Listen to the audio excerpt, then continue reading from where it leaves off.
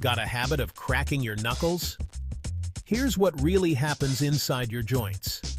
When you stretch or bend your fingers, you're creating negative pressure in the joint, causing gases like nitrogen to dissolve back into the synovial fluid. This rapid release of gas bubbles creates that iconic cracking sound. And no, cracking your knuckles isn't harmful. It's just gas bubbles popping, not your bones breaking. So next time someone scolds you for it, you can share this fun fact. Don't forget to subscribe for more curious science bites.